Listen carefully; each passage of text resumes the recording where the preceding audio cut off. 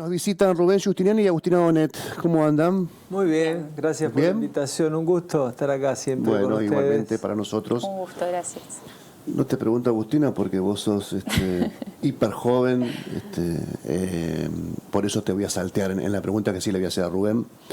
¿Te acordás qué estabas haciendo el 2 de abril del 82? Sí, claro. Estaba bajo bandera. Estaba en Fray Luis Beltrán, en una carpa, haciendo la instrucción, y nos despertó el capitán diciendo que habían tomado las Malvinas. Y como nosotros no completamos la instrucción, a los que éramos de Rosario, nos mandaron a nuestras casas, y todos los días nos presentábamos a las 6 de la mañana en Fray Luis Beltrán. Fray Luis Beltrán tiene la fábrica de armas y al lado el batallón. Nosotros estábamos en el batallón. Y al fondo, así, contra el río, están todos los galpones donde están los depósitos de municiones, de balas. Y nosotros todos los días cargábamos los camiones y los vagones con esas cajas.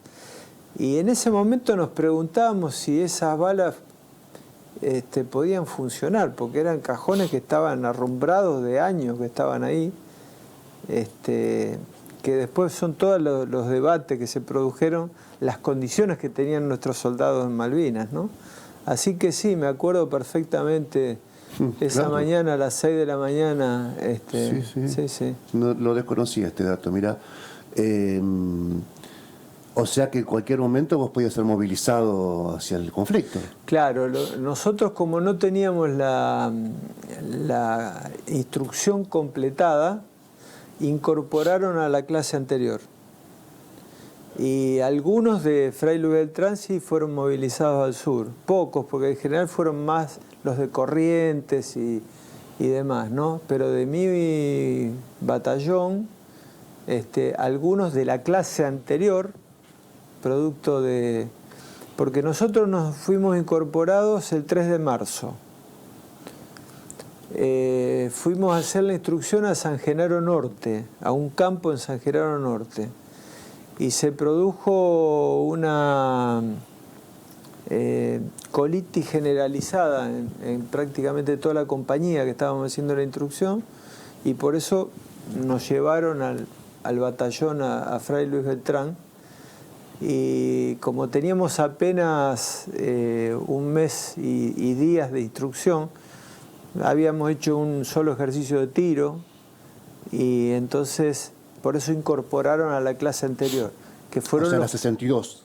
Claro, la 62, exacto. ¿Y tenías ese sentimiento? ¿Qué sentimiento tenías porque ahí, en una situación así, se te cruza por la cabeza la cuestión de la soberanía, de la justicia por recuperar un territorio argentino, el miedo, el temor, la poca instrucción? ¿Cuáles eran tus sensaciones en aquel momento? O sea, también me imagino que las recordarás. Sí, muchas cruzadas. Yo ya tenía militancia universitaria, militancia partidaria. O sea que tenía una posición y todo. Y en aquel momento, las semanas previas incluso, vos recordarás el contexto que había en el país, las huelgas en Mendoza, y muchos camiones salían de ahí de Fray Luis Beltrán a patrullar, por ejemplo, en la zona de Rosario, porque había movilizaciones de trabajadores que habían estado en la huelga y demás, ¿no? O sea que nosotros, bueno, éramos plenamente conscientes que estábamos en dictadura militar, y que se recuperaba algo de que era muy sentido para todos, que era recuperar las Malvinas, y ahí confluían toda una cantidad de sentimientos encontrados, ¿no? Porque por supuesto que uno decía, bueno, recuperar las Malvinas era lo que teníamos en el corazón todos, pero también estábamos en manos de quienes habían roto la democracia y vivíamos en una dictadura, ¿no?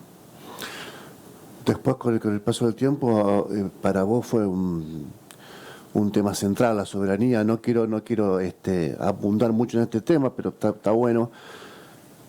De otra manera, cuando te interesaste en conocer el contrato YPF Chevron, también estabas interesado en la soberanía del país, ¿no? Yo participé mucho en el tema. Todos mis años de legislador fui miembro de las comisiones que trataron el tema. Viajé muchísimas veces al Comité de Descolonización de Naciones Unidas, donde estábamos con los representantes de los Kelper en la misma, que nos decían piratas en esas reuniones. Y prácticamente los 26 y 27 de junio son las reuniones del Comité de Descolonización que se hacen en Naciones Unidas en Nueva York. Y siempre como legislador me tocó integrar las delegaciones de Argentina, que siempre sacamos resoluciones por unanimidad de ese Comité de Descolonización, basado en la histórica resolución 2065 de Naciones Unidas, donde obliga al gobierno inglés a sentarse a negociaciones con Argentina, hecho que nunca cumple, y sigue Gran Bretaña siendo el Estado colonial que en ese comité de descolonización, de los 28 temas todavía coloniales que quedan en el mundo, 18 son de Gran Bretaña, es decir, sigue siendo la potencia colonial Gran Bretaña, ¿no? Y nunca, como decía Juan antes, nunca los ingleses se sentaron a negociar como lo obligan las resoluciones de Naciones Unidas. Y yo siempre digo que el tema Malvinas es un tema, uno de los pocos temas que en la historia del país une a todos los argentinos, y fue porque los chicos y las chicas, los pibes, las pibas desde la escuela aprenden eso de nuestra historia tan fundamental, que las Malvinas son argentinas, y que fue Alfredo Palacio el primero que logró. Por eso es muy importante lo de Juan, de ese libro, para que en todas las escuelas los chicos y las chicas aprendan eso, tengan esa transmisión de la vivencia. Escucharlo a Juan se nos pone a toda la piel de gallina, y ojalá los pudieran escuchar de manera directa. Bueno, esos libros, la primera ley de Malvinas fue de autoría de Alfredo Palacio, con ese libro, Las Malvinas son argentinas, donde se demostraba desde el punto de vista jurídico, histórico, los derechos argentinos sobre las Islas Malvinas, ¿no? Y por eso vos fíjate que todos los extranjeros que vienen al país, todos, y los ingleses nos lo dijeron en una de esas reuniones, dice, ¿cómo es ese fenómeno? Dice, de todos esos carteles, las Malvinas son argentinas, que están a lo largo y a lo ancho del país, no lo pueden creer, que van y encuentran plaza Malvinas Argentina en toda la Argentina. Dice, ¿cómo este fenómeno? No entienden una causa que es una causa popular, ¿no? De Malvinas. Por eso, y a mí me toca el sábado ir a la plaza del Soldado de esa, en mi barrio, digo. Entonces cada uno tenemos así, ¿no? Un tema fundamental. ¿Te emocionás? Sí. Vamos a saltar un tema más doméstico. Le vamos a pasar a Agustín en este caso para que arranque. Interesante esto. Yo desconocía el costado de Rubén, de su experiencia y sus vivencias. Pero bueno, la legislatura está en su etapa previa al inicio de sesiones ordinarias, pero se sigue trabajando intensamente. Hay un proyecto del partido de ustedes, Agustina, que obviamente integra a Rubén, de reforma de la Constitución, de ir hacia una Constitución, de creación de algunos institutos que contemplen la paridad, que contemplen la representación. Contanos un poco más. Sí, es difícil seguir el hilo después de esto que es tan emocionante, ¿no? Sí, una reforma constitucional que ya no puede esperar más. me parece que es necesario adaptarla a los nuevos tiempos que se viven. Y como enlazándolo también un poco con lo de Malvinas que veníamos charlando, bueno, en su momento la Constitución del 94 fue uno de los temas que tuvo que incorporar, ¿no? El reconocimiento de la soberanía que tenía Argentina sobre las Islas Malvinas y las islas del Atlántico Sur. Entonces, las constituciones no se hacen para que queden ahí en el y se sostengan en el tiempo, sino que se tienen que adaptar. Y en este caso Santa Fe tiene una tradición muy significativa porque fue la cuna, es la cuna de la Constitución, fue la sede en su momento con la reforma del 94 de la Constitución Nacional, y obviamente la necesidad de poder terminar de saldar esta deuda que hasta el momento, y surge la pregunta que nos hacemos junto a Rubén Giustiniani de por qué hasta ahora no se ha podido reformar la Constitución, si todos los bloques, todos los sectores políticos se plantean como reformistas, y ese fantasma que aparece es el de la reelección. Y en ese sentido nosotros proponemos despejar eso que es el obstáculo, que es lo que hasta ahora viene trabando el tratamiento de una reforma constitucional, y que habilite que nos sentemos a discutir en realidad lo que deberían ser los problemas de la gente. Nosotros necesitamos una Constitución provincial que se ayorne a los nuevos tiempos para poder ser una herramienta al servicio de la ciudadanía, y por eso estamos proponiendo esta reforma que tiene algunos aspectos claves que bueno, que ahora los vamos a seguir charlando, pero que fundamentalmente pensamos que tiene que ser una reforma de cara a la ciudadanía y una dirigencia política que tiene que dejar de mirarse el ombligo, que tiene que dejar de especular políticamente y que tiene que, en este sentido, avanzar en un plexo normativo constitucional que responda a las demandas de la sociedad. ¿El obstáculo es la reelección del gobernador al que te referías? Claro, claramente. La reelección del gobernador, y lo hemos visto, y bueno, lo decíamos también y lo charlábamos hoy más temprano, ni en los momentos de mayor peso político específico, por ejemplo, en este caso del ex gobernador Miguel Lifchit, se pudo abordar una reforma constitucional, y esto fue justamente por este fantasma de la reelección que desactivaba todos los acuerdos políticos necesarios. Así que nosotros proponemos un acuerdo político institucional que deje de lado el fantasma de la reelección, y por el otro lado otros dos aspectos que nos parecen claves, que tienen que ver y que a nuestro entender son artículos que no deberían alterarse, que tienen que ver con la bicameralidad y por supuesto con la ciudad de Santa Fe como la capital provincial. ¿Por qué no la reelección, Rubén? Decime si alguna vez no pensaste que 4 años tiene gusto a poco para reformas profundas. Funcionó bien la institucionalidad en Santa Fe sin reelección. Uno puede pensar, y desde el costado político que esté, la vereda política, o desde la óptica analizando a los distintos gobernadores de Santa Fe, que hubo gobernadores buenos, regulares o malos. Pero desde el punto de vista institucional nunca tuvimos un Roosevelt que dijera a la gente, como le dijo a Estados Unidos en Roosevelt, aunque la Constitución no permite la reelección, usted siga. No lo hubo. Y realmente funcionó la alternancia perfectamente. Y hoy la gente está de acuerdo con la alternancia, la renovación. Por lo tanto, si ese fantasma, como decía recién Agustina, es el que obtura desde el año 83 la posibilidad de la reforma, si nos ponemos de acuerdo en este punto, la reforma sale como por un tubo. Entonces, pongámonos de acuerdo en ese punto, desafiémonos a decir, si el que está ya sabe que no la tiene la reelección, en este caso Perotti no tiene la reelección, y entonces nosotros con Agustina le preguntábamos a algunos colegas de otros frentes políticos, decían, pero escúchame, ¿vos le vas a dar 8 años al que venga? Y no quiero tampoco. Y bueno, y entonces, ¿por qué directamente no tomamos el toro por las astas y decimos, sin reelección en Santa Fe, como es en Mendoza, no hay reelección, alternancia? No impide esto que el que fue gobernador, dejando pasar un turno, se presente al otro turno, no lo impide. O que el mismo espacio político. Que el mismo espacio político, como ha pasado en Santa Fe. Claro. Así que nos parece que esto es de sentido común, sacar este fantasma. Es la primera vez que se plantea esto de esta manera, como lo estamos planteando nosotros. de cara a la sociedad de manera transparente.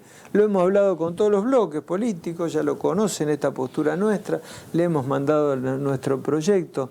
Nuestro proyecto lo acompaña Carlos del Frade y Palo Oliver, y creemos que es una manera de empezar un debate en serio para que la reforma de una vez salga y no sigamos con esta suma cero, mordiéndonos la cola, donde somos todos reformistas. Bueno, estoy de acuerdo con el voto a los 16 años, pero no se puede porque la Constitución no lo permite. Estoy de acuerdo con la autonomía municipal, pero no se puede porque la Constitución no está.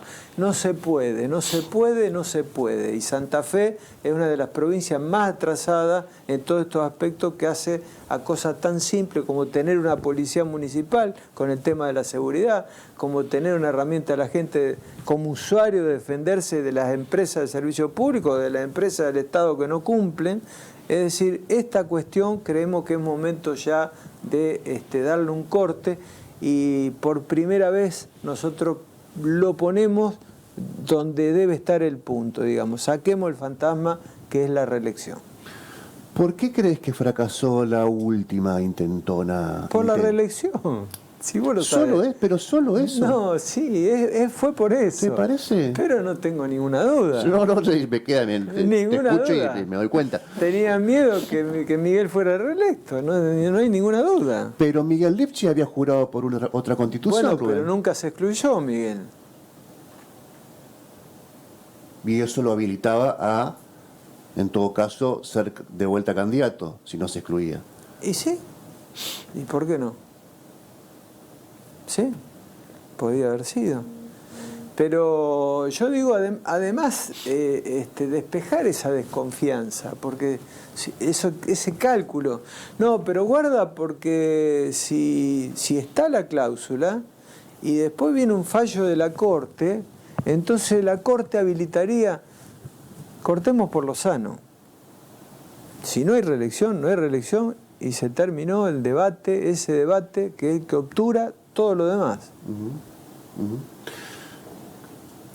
Traten de dar un ejemplo en donde yo lo he dado y tengo claro un par de ejemplos, pero me gustaría escucharlo a ustedes, en donde una reforma constitucional de alguna manera, más temprano o más tarde, llega al hombre de a pie.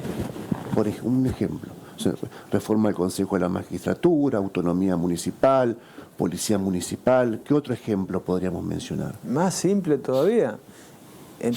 Podemos presentar leyes recién el 1 de mayo. 1 de mayo. Vos laburás todo el año, ¿no es cierto? Y tenés unos días de vacaciones. Unos días de vacaciones y laburás todo el año. La legislatura de Santa Fe puede presentar leyes 6 meses en el año. Desde el 1 de mayo al 31 de octubre. ¿A vos te parece razonable? No. ¿Te parece razonable? Que no podamos nosotros presentar una ley en el mes de febrero o en el mes de marzo y trabajar leyes iniciativas que necesita la gente y que nos pide la gente, y que tengamos que esperar si el gobierno manda, entonces ahí recién podemos tratar. Creo que le agrego algo más escandaloso. Creo que hay receso además de invierno, ¿no? De legislatura, ¿o no? No institucional, pero sí de facto. De facto, sí, claro. Facto. Con lo que es la feria y toda la administración y pública. Las vacaciones de los chicos de la escuela.